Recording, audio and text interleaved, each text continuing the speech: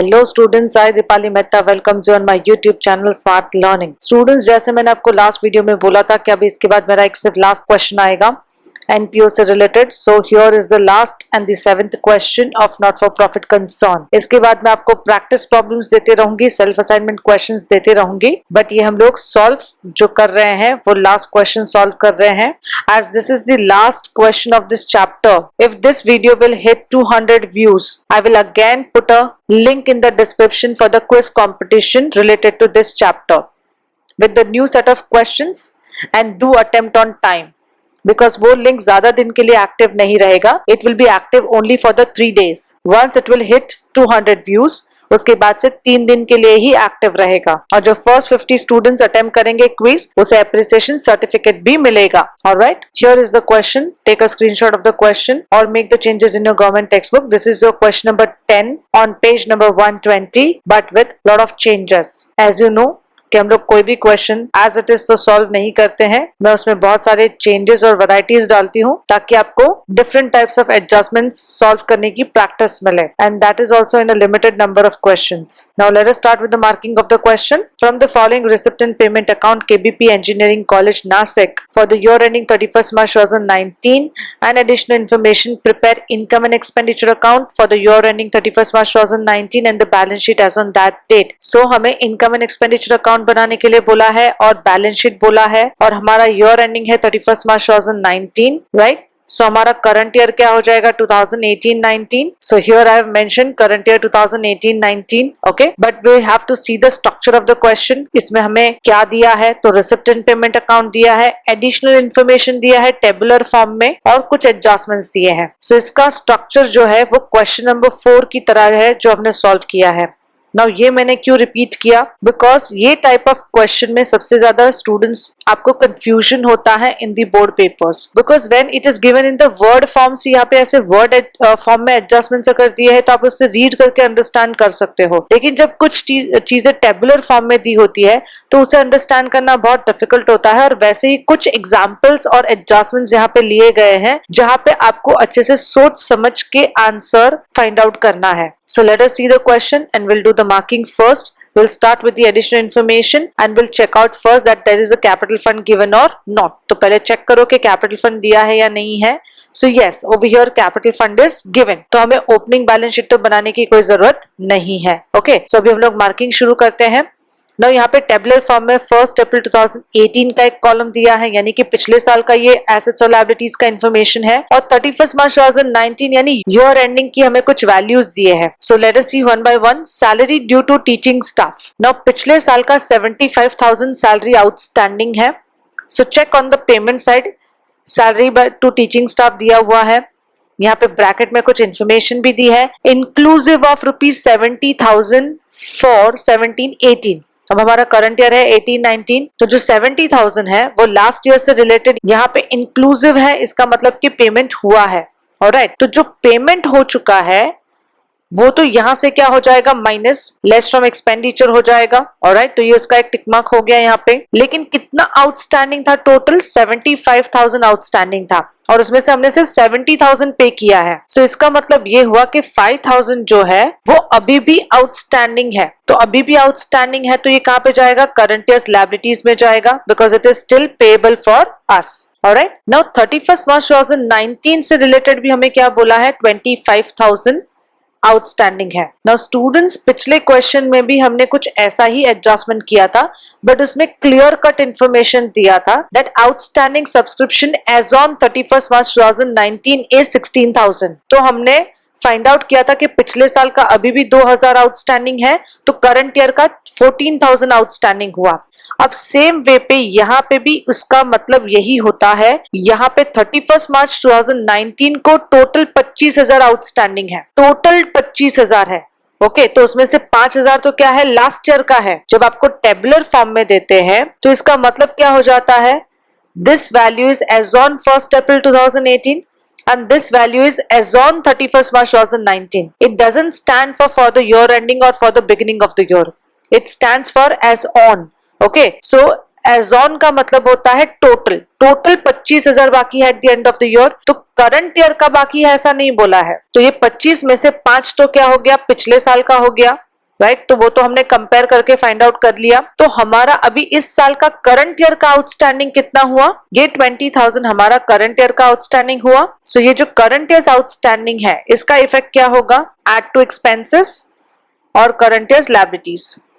तो यहाँ पे और एक एडजस्टमेंट हो जाएगा for the current year on salary to teaching staff, understood, right. So जो हमने सेंटेंस वाइज लास्ट क्वेश्चन में किया, इस बार हमें वो टेबुलर फॉर्म में दिया है, तो टेबुलर फॉर्म में भी उसका मीनिंग हम लोग एज ऑन ही समझेंगे। जैसे अगर यहाँ पे लास्ट ईयर का जो 75,000 आउटस्टैंडिंग है, यहाँ पे कुछ भी नहीं बोला होता तो हम पूरा 75,000 अज्यूम करते कि पेमेंट हो चुका है, तो ये जो 25,000 है फिर वो करंट ईयर का पूरा आउटस्टैंडिंग होता। लेकिन 75,000 जो पिछले साल का आउटस्टैंडिंग था उसमें से 70,000 ही रिसीव हुआ है, तो 5,000 अभी भी आउटस्टैंडिंग है, जो हमें बोला है कि एज ऑन 31 मार्च 2019 भी टोटल 25,000 आउटस्टैंडिंग है, इसलिए उसमें से 5,000 पिछले साल का हुआ और करंट ईयर का 20,000 हुआ।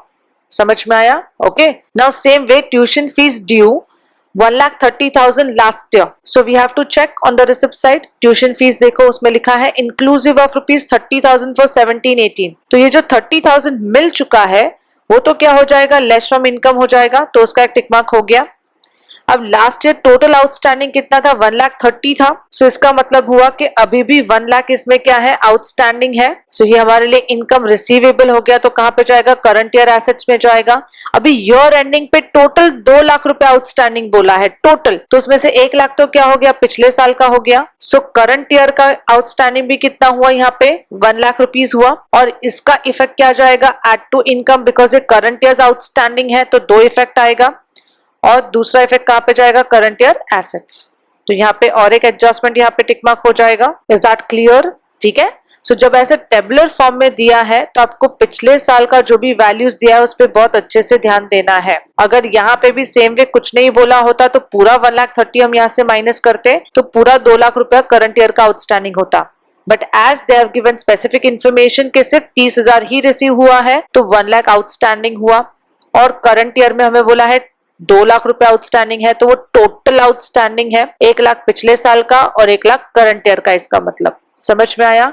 Is that clear? ठीक है ना। उसके बाद हमें दिया है बुक्स, तो बुक्स कहां पे जाएगा, एसेट्स हो गया। ये पिछले साल का जो एसेट्स है वो हमारा ओपनिंग बैलेंस होगा, तो ये करंट ईयर एसेट्स में जाएगा ना। इस बार हमें क्लोजिंग वैल्यू भी दिया है, सो इसका मतलब क्या होता है वो हम एक छोटे से वर्किंग नोट के थ्रू देखेंगे तो आपको बेटर समझ में आएगा।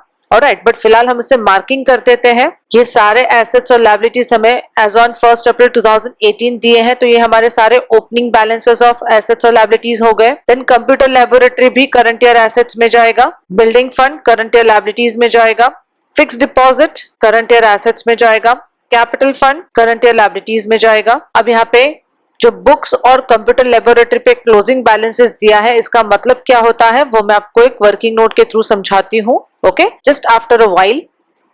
बिफोर दैट हम लोग ये एडजस्टमेंट मार्क कर लेते हैं। फर्स्ट हमें क्या दिया है, 50% of donations are for building fund and the balance is to be treated as revenue income. यानी रिसिप्ट साइड पे हमें जो डोनेशन दिया है उसका 50% बिल्डिंग फंड से रिलेटेड है और बाकी का रेवेन्यू इनकम के तौर पे ट्रीट करना है, यानी कि वो इनकम में रहेगा। तो ऑफ कोर्स जब भी हम लोग इनकम में 7,00,000 लिखेंगे तो उसमें से 50% माइनस करके जो भी बैलेंस बचेगा वो इनकम में ही जाएगा, राइट। सो यहाँ पे इफेक्ट क्या होगा, less from income and current year liabilities add to building fund. So यहाँ पे बिल्डिंग फंड पे टिक मार्क हो जाएगा और यहाँ पे डोनेशंस पे टिक मार्क हो जाएगा। देन आउटस्टैंडिंग सब्सक्रिप्शन 5,300 दिया है, सो आउटस्टैंडिंग करंट ईयर से रिलेटेड है ये, बिकॉज ईयर कुछ मेंशन नहीं किया है, तो सो एड टू इनकम हो जाएगा और करंट ईयर एसेट्स में जाएगा। So put one tick mark on subscriptions. Then third adjustment हमें बोला है 50% life membership fees is to be capitalised. So capitalise करना है, इसका मतलब कि कैपिटल फंड में ऐड करना है, तो बाकी का 50% लाइफ मेंबरशिप फीस कहां पे जाएगा, इनकम में जाएगा, राइट। 50% हम कैपिटलाइज करेंगे, 50% ऑटोमेटिकली आउटर कॉलम में जाएगा। So less from income and current year liabilities add to capital fund, यानी कि कैपिटल में ऐड हो जाएगा। तो यहाँ पे कैपिटल पे टिक मार्क करो और and put one more tick mark, because surplus और डेफिसिट के लिए भी हमेशा ऑलवेज हमें लाइन छोड़ने हैं। सो लाइफ मेंबरशिप फीस पे एक टिक मार्क हो जाएगा, alright. So we are done with the marking of the additional information as well. अभी हम लोग रिसिप्ट एंड पेमेंट अकाउंट का मार्किंग करते हैं. Now as we know that opening balance जो हमें दिया है कैश का और बैंक का, वो हम लोग कभी भी रिकॉर्ड नहीं करते हैं करंट ईयर में कहीं पे भी, राइट. उसके बाद हमें सबसे पहले क्या दिया है, इंटरेस्ट. तो इंटरेस्ट कहाँ पे जाएगा, income, subscription income, life membership fees भी income, donation income, tuition fees income, term fees income, sundry receipts income, admission fees bracket में बोला है रेवेन्यू सो इनकम, और फाइन कलेक्टेड भी income. Now on the payment side electricity charges दिया है तो expense. Books, ना ऑलरेडी हमें ओपनिंग बैलेंस में भी बुक्स दिया था, यहाँ पे भी बुक्स दिया है, तो इसका मतलब क्या हुआ कि एडिशनल परचेज हुआ तो एड टू एसेट हो जाएगा ये. तो यहाँ पे बुक्स पे टिक मार्क करो कि एडिशनल परचेज हो गया. देन कंप्यूटर लेबोरेटरी, तो ये भी हमें ओपनिंग बैलेंस ऑफ एसेट्स में दिया है. ओके, सो यहाँ पे भी हो जाएगा एड टू एसेट्स, तो यहाँ पे टिक मार्क करो कि एडिशन हो गया. Then stationery expenditure, fix deposit. ना फिक्स डिपॉजिट भी एडिशनल हुआ एज ऑन 31 मार्च 2019, बट यहाँ पे कोई हिडन इंफॉर्मेशन नहीं दिया है. अगर यहाँ पे रेट ऑफ इंटरेस्ट दिया होता तो ये वाले डिपॉजिट पे कोई भी इंटरेस्ट कैलकुलेट नहीं होता, because this deposit we have made on last date of the year. But ऐसा कोई एडजस्टमेंट नहीं है, सो ये भी क्या होगा, add to assets, because already fix deposit दिया है तो उसमें ऐड हो जाएगा एज एन एडिशन. तो फिक्स डिपॉजिट पे टिक मार्क कर दीजिए. Salary to teaching staff expenditure, और उसके बाद हमें दिया है बैलेंस कैरिड डाउन, तो ये करंट ईयर एसेट में जाएगा दोनों ही. Now I had said that I will show you small working note related to books and computer laboratory. Why? Because there is a closing balance given. Okay, so we have to compare कि यहाँ पे एक editions भी आए हैं दोनों, right. सो editions के बाद ये सेम वैल्यू होता है या कुछ डिफरेंस आता है? अगर डिफरेंस आता है तो वो क्या है, right? We'll see that particular thing with the help of a small working note. Now below the your format of balance sheet, you can just prepare a small working note over here. अब मैं यहाँ पे mention करती हूँ कि opening balance as on 1st April 2018 हमें दिया है, books का हमें दिया है 6 लाख रुपीस, और कंप्यूटर लेबोरेटरी का हमें दिया है 3,19,000. उसके बाद पेमेंट्स में हमें कुछ दिया है additions, that you can see on books we have purchase 61,000 and computer laboratory we have purchased for 51,000. Okay, so यहाँ पे एडिशंस में हो जाएगा 61,000 और यहाँ पे 51,000. सो यहाँ पे इसका बैलेंस हो जाएगा 6,61,000 और यहाँ पे हो जाएगा 3,70,000. Now closing balance as on 31 March 2019 is given. Book के केस में हमें दिया है 6 लाख रुपीस और कंप्यूटर लेबोरेटरी के केस में हमें दिया है 3 lakh rupees. Alright, so after addition we got a balance of 6,61,000 और यहाँ पे 3,70,000 मिला. और at the end of the year हमें बोला है कि हमारे पास बुक्स 6 लाख का ही बचा है और कंप्यूटर लेबोरेटरी 3 लाख का ही बचा है. तो 6,61,000 और जो 6 लाख का डिफरेंस है, यानी कि 61,000 यहाँ पे डिफरेंस आ रहा है, और यहाँ पे 370 और 3 लाख में जो डिफरेंस आ रहा है 70,000. सो यानी एसेट्स यहाँ पे क्या हुआ है, reduce. So this is an indirect way of information for depreciation, right. So मैंने आपको पहले ही बोला कि नॉर्मल अगर वर्ड फॉर्म में एडजस्टमेंट दिया होता है तो वो ज्यादा इजी होते हैं, बिकॉज एटलीस्ट हमें सेंटेंस दिया है तो हमें पता चलता है कि हमें क्या करना है. जब टेबुलर फॉर्म में हमें इंफॉर्मेशन दी जाती है, जैसे कि ये पहले 4 इंफॉर्मेशन जो हमें दी है, जहां पे हमें खुद इंटरप्रेट करना है कि इसका मतलब क्या होता है. समझ में आया? ठीक है. सो एडिशंस करने के बाद अगर वैल्यू बढ़ जाती है, but at the end of the year हमें बोला जाता है कि सिर्फ 6 लाख ही बचता है और यहाँ पे 3 लाख ही बचता है, तो ये रिडक्शन हुआ. तो whenever there is a reduction in the fixed assets, उसका मतलब क्या होता है, depreciation. Okay, so this is an indirect way of adjustment related to depreciation. So इसका इफेक्ट 2 होगा, that is less from asset और एक्सपेंडिचर, राइट.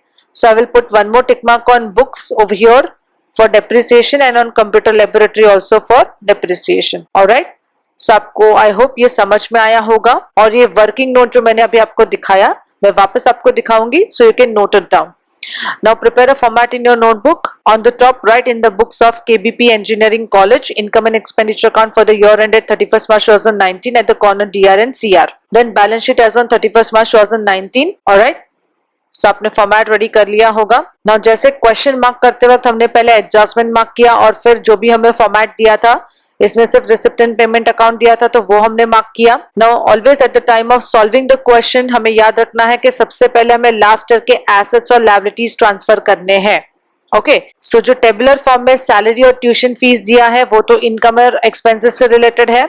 सो हमारे assets क्या है, बुक्स है, ओपनिंग बैलेंसेस जो भी हमें दिया है एसेट्स और लायबिलिटीज का वो हमें ट्रांसफर करना है, तो बुक्स एसेट्स में जाएगा 6 लाख। और इससे रिलेटेड हमने वर्किंग नोट भी किया है, leave 3 lines as there are 2 adjustments. जो हमने वर्किंग नोट में किया है वो सेम यहाँ पे हमें पुटअप करना है, so leave 3 lines। Computer laboratory 3,19,000, leave 3 lines। Then हमें दिया है बिल्डिंग फंड, सो यहाँ पे कैपिटल फंड के लिए 4-5 लाइन छोड़ दो, उसके बाद ही लिखो बिल्डिंग फंड। उसे भी इनर कॉलम में लिखना है 10 lakh rupees, 10 lakh inner column, leave 1 line. Fix deposit assets में जाएगा, inner column 9,10,000, leave 1 line as there is one adjustment। Then capital fund liability side में जाएगा 10,02,400 inner column। So we are done with the posting of the last year's assets and liabilities। So उसके बाद हम लोग सबसे पहले receipt and payment का posting करेंगे।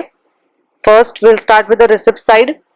ओपनिंग बैलेंस तो हमेशा कैंसिल हो जाएगा, वो हम कहीं पे भी रिकॉर्ड नहीं करेंगे। उसके बाद हमें दिया है इंटरेस्ट, सो बाय इंटरेस्ट सीधा आउटर कॉलम में जाएगा 50,000। देन सब्सक्रिप्शंस इनर कॉलम में जाएगा 28,300, leave 1 line as there is one adjustment। By life membership fees inner column 25,000, leave 1 line। By donations 7 lakh inner column, leave 1 line। By tuition fees 12,30,000 inner column। और जो last year से related fees हमें मिल चुका है वो हम लोग अभी यहाँ पे लिख देंगे। So we'll write less received for 2017-18 30,000, so 12 lakh rupees balance बचेगा still in the inner column, leave 1 line। Then by term fees सीधा outer column में जाएगा 2,08,000 as there is no adjustment। By sundry receipts 8,000 सीधा outer column में जाएगा। By admission fees सीधा outer column में जाएगा 60,000।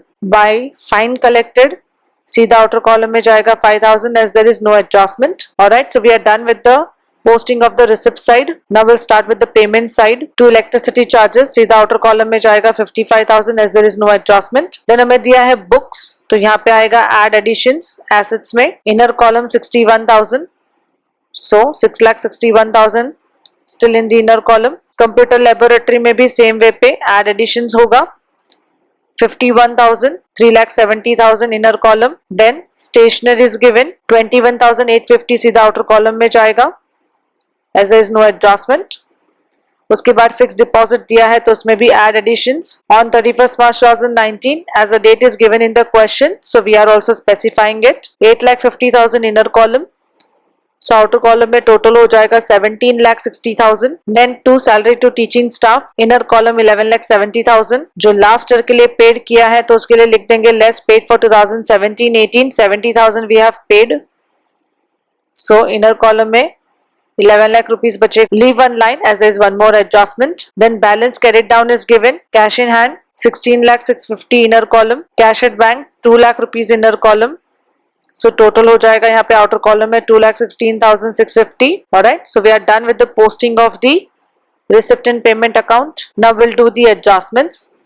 Now salary due to teaching staff पिछले साल का 75,000 आउटस्टैंडिंग था, तो उसमें से 70,000 तो हम माइनस ऑलरेडी कर चुके हैं, अभी भी 5,000 आउटस्टैंडिंग है तो करंट लायबिलिटीज में जाएगा। और करंट ईयर का आउटस्टैंडिंग हमें कैसे मिला, एज ऑन 31st March 2019 हमें बोला है कि टोटल 25,000 आउटस्टैंडिंग है, तो उसमें 5,000 पिछले साल का इंक्लूसिव है, तो करंट ईयर का 20,000 आउटस्टैंडिंग है। सो दोनों जो आउटस्टैंडिंग करंट लायबिलिटीज में जाएंगे उसका इफेक्ट हम साथ में देंगे, बट जो करंट ईयर आउटस्टैंडिंग है वो यहाँ पे एक्सपेंडिचर में हम लोग लिख देते हैं add outstanding for 18-19 20,000, so 11,20,000 outer column में जाएगा। सो सेकंड इफेक्ट उसका यहाँ पे लायबिलिटीज में जाएगा, outstanding salary to teaching staff 2017-18 and 2018-19 5,000 जो पिछले साल का आउटस्टैंडिंग है और करंट ईयर का 20,000, so as on 31st March total outstanding is 25,000। Same way tuition fees due है, सो लास्ट ईयर का 1,30,000 आउटस्टैंडिंग था जिसमें से 30,000 रिसीव्ड हो गया तो वो हमने यहाँ से माइनस किया, 1 लाख अभी भी आउटस्टैंडिंग है।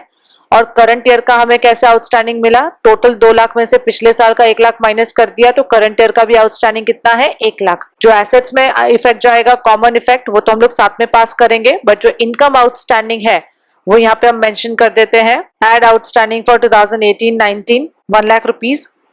सो आउटर कॉलम में बैलेंस जाएगा 13 लाख। नाउ इनकम आउटस्टैंडिंग है तो सेकंड इफेक्ट कहाँ पे जाएगा, एसेट्स में आउटस्टैंडिंग ट्यूशन फीस 2017-18 एंड 2018-19 दोनों ईयर का 1 लाख आउटस्टैंडिंग है। सो आउटर कॉलम में एज ऑन 31 मार्च 2019 कितना जाएगा? 2 lakh rupees total tuition fees outstanding. ना उसके बाद हमें बुक्स का करंट ईयर में क्लोजिंग बैलेंस 6 लाख रुपए दिया है और कंप्यूटर लेबोरेटरी का 3 लाख दिया है। तो ये क्लोजिंग बैलेंस मतलब ये क्या हो गया? 6 लाख रुपए। यहाँ पे बुक्स का आउटर कॉलम का वैल्यू हो गया और यहाँ पे 3 लाख रुपए कंप्यूटर लेबोरेटरी का आउटर कॉलम का वैल्यू हो गया।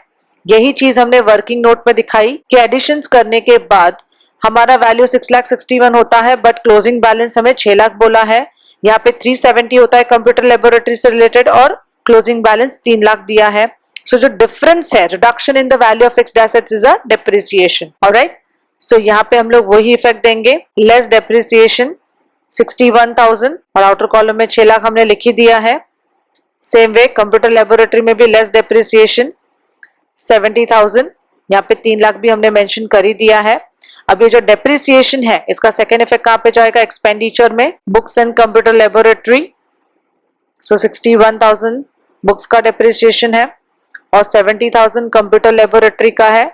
सो टोटल यहाँ पे आउटर कॉलम में हो जाएगा 1,31,000। ऑलराइट, अभी आगे बिल्डिंग फंड, फिक्स डिपॉजिट और कैपिटल फंड में क्वेश्चन मार्क दिया है। क्वेश्चन मार्क इसलिए दिया है कि अगर कोई एडजस्टमेंट उससे रिलेटेड है तो जो भी उसके एडिशन या रिडक्शन के बाद जो भी वैल्यू आएगा वही उसका क्लोजिंग बैलेंस होगा। अगर यहाँ पे भी क्लोजिंग बैलेंस हमें दिया होता तो जो भी डिफरेंस आता फिर उसके हिसाब से हम उसे ट्रीट करते, right. But when there is no closing balance given तो एडजस्टमेंट के बाद जो भी आएगा वही हमारा क्लोजिंग बैलेंस होगा और अगर किसी पे एडजस्टमेंट नहीं हुआ तो हमारा ओपनिंग ही हमारा क्या है? क्लोजिंग बैलेंस है। समझ में आया? ठीक है ना। यहाँ पे फर्स्ट एडजस्टमेंट जो हमें दिया है, it is related to building fund. 50% of donations are for building fund और balance is to be treated as revenue income. So हम डोनेशन में से 50% माइनस करेंगे। So we have to mention less 50% for building fund. तो 7 लाख का 50% यानी 3,50,000 होगा और आउटर कॉलम में भी सेम वैल्यू बचेगा 3,50,000। अब ये जो 50% है वो हमें बिल्डिंग फंड में ऐड करना है। Add donations 3,50,000। So total outer column में हो जाएगा 13,50,000, राइट। सो यही हमारा क्लोजिंग बैलेंस हो गया जो हमें एडजस्टमेंट के थ्रू मिला। सो यह हमारा क्वेश्चन मार्क का वैल्यू है। Then second adjustment is outstanding subscription, यानी करंट ईयर का ही हुआ ये। So add outstanding for 2018-19 5,300। So outer column में वैल्यू हो जाएगा 33,600। नाउ इनकम आउटस्टैंडिंग है तो एसेट्स में जाएगा। आउटस्टैंडिंग सब्सक्रिप्शन फॉर 2018-19 5,300 सीधा आउटर कॉलम में जाएगा। And the last adjustment 50% life membership fees is to be capitalised. So यहाँ पे लिखना है लेस 50% कैपिटलाइज। नाउ 25,000 का 50% यानी 12,500 होगा। आउटर कॉलम में भी यही बैलेंस बचेगा। नाउ कैपिटलाइज मतलब एड टू कैपिटल फंड होगा। सो एड लाइफ मेंबरशिप फीस 12,500। इसको ऐड करके हम लोग इनर कॉलम में ही लिखेंगे 10,14,900 इनर कॉलम, बिकॉज अभी भी सरप्लस डेफिसिट एडजस्ट करना बाकी है। Alright, so now we are done with all the posting and adjustments.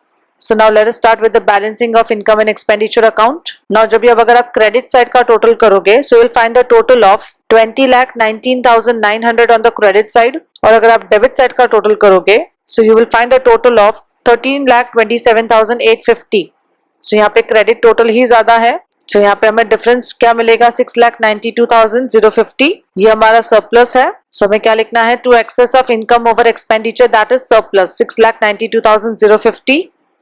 Alright, अब जो सरप्लस हमें मिला है वो यहाँ पे कैपिटल फंड में ऐड हो जाएगा। ऐड सरप्लस 6,92,050 वो हम लोग टोटल करेंगे। सो आउटर कॉलम में हमें टोटल क्या मिलेगा? 17,06,950 और एट द एंड हमें अभी बैलेंस शीट को क्लोज करना है। So we have to find the total of the liabilities and assets. So if we'll total it out, we'll get the answer 30,81,950 on both the sides. Okay, as I've always said that do the calculation on your own. जितना आप calculation खुद से करोगे उतना आपके लिए better है। I hope यहाँ तक आपको ये concept clear हुआ होगा, right? 6 और 7 मैंने repetitive type के question इसलिए दिए बिकॉज जो 6 क्वेश्चन है वो फ्रीक्वेंटली आस्क्ड क्वेश्चन है इन द बोर्ड पेपर और ये जो टेबलर टाइप ऑफ क्वेश्चन है उसमें सबसे ज्यादा आपको कंफ्यूजन होता है, इसलिए रेपिटेटिव टाइप के मैंने क्वेश्चन लिए। बट 6 में और 7th में दोनों में वैरायटी ऑफ एडजस्टमेंट्स बहुत है। Now with total 7 questions में आपका पूरा chapter cover हो जाता है. तो at the time of examination, if you want to revise the whole chapter, you just do this 7 question and your revision is done. Because इसमें सारे adjustments ले लिए गए हैं. Alright? Now if you have any doubt, please do put it in the comment box. I will reply to the same. Now from the next video, I will start with the dissolution of partnership form. So see you in the next video. Keep learning, keep watching and keep sharing. Take a very good care of yourself and your family. Bye-bye.